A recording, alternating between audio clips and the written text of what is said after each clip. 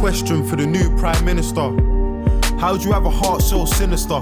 How are we so wasteful when people are dying in Somalia, Afghanistan, Egypt, Libya? The irony is we have no business in Syria, but kids are getting killed for all the business in Syria. And then they try and tell you that it's ISIS in their attempts at killing it. How many civilians died? So what's the difference between us and them? When you got drones killing kids just touching 10, then when a bomb goes off, every politician's lost like that last strike. It didn't kill 100 men. You ain't the same as them, but all that fuel for the fire is what you gave to them and what you take from them.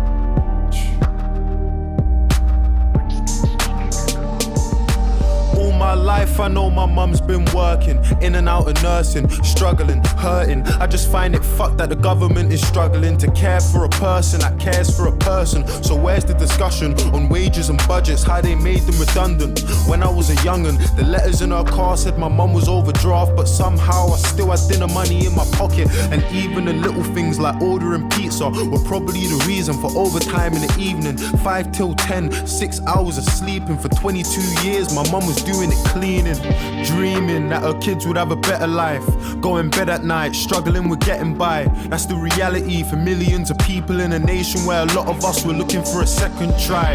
A question for the new Prime Minister, and please tell me if I'm being narrow-minded, but how do we spend so much money on defence and weapons to wage war when the NHS is dying, bursting at the seams? And what about the people that voted for us to leave for the money that it would see? 350 million we give to the EU every week that our health service needs. But now them politicians got what they wanted. Can you see an empty promise or a poster on the street? Nurses in tears cause they're working every hour of the week and they still don't have the money that they need. You brought the heart of the nation to its knees. Underpaid, understaffed, overworked and overseen by people who can't ever understand how it feels to live life like you and me. Patients lying in the corridors cause doctors can't even find a bed for them to sleep. I remember A&E and all them sickening screams of a little girl waiting for a surgeon to be seen. Privatised healthcare, guns for police, increased uni fees. Is this what they're selling us? Well, let me remind you, just in case you've forgotten, that we live in Great Britain, not in Donald Trump's America. And speaking of America, stating the president, with all due respect, I've got something to say to them. I just find it funny you can't give a hand to Palestine, but you can trade whole arms with Saudi Arabia.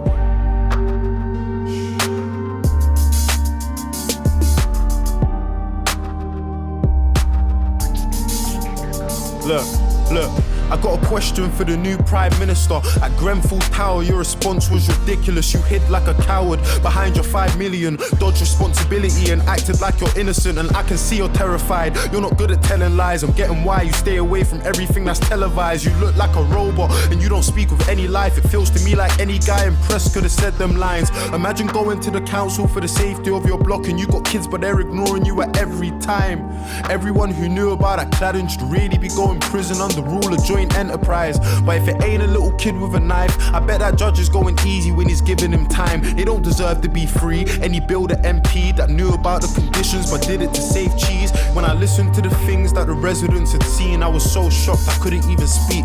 Families they know that had died in their sleep. How you choke on the smoke when you're struggling to breathe. The glow from the fire, the panic when you hear all of the sirens, the crackling, the popping and the muffled out screams. The fear in the eyes of a man that was trapped who jumped 15 floors from the tower to the street. I could only hear a fraction of the pain and the grief.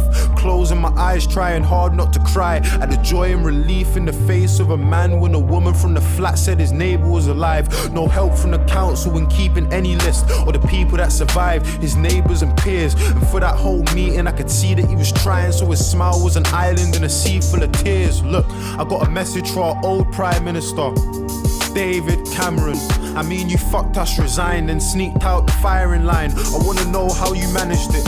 And are you bathing in the sun while them papers have a run at the woman that you left here to handle it? You gonna teach a little lad to be the man that's got a plan, and then the moment that it fails to abandon it? Are there bullies in his school? And when you pick him up after class, can you feel his embarrassment? I mean, you never gave a fuck about the youth, and that's the truth. There's no sympathy for you or your cabinet. I really wish I could have seen how you were scrambling when you lost the referendum that you had to win. I feel like politicians are all addicts in a big fat game, but it's lives that you gamble with. I got a question for the leader of the Labour Party, Jeremy Corbyn, where do you want to take the country to? Honestly, I want to put my trust in you, but you can understand why if I got trust issues. Do you really have the faith of your party? Do you really have faith in the party that will come with you? And how do you plan on keeping all the promises? Man, if I'm being honest, sir, I'm struggling to get with it. I just ain't getting it. Everybody's great until you get them into office, and then guys start forgetting things. Prove to us you're different. Don't promise me anything. Go and get justice for a Sean Charles and Edison. And if you haven't had the thought to vote yet or protest cause you don't really see the progress, I hope you know that what they're saying is affecting us, and small steps are way better than no steps.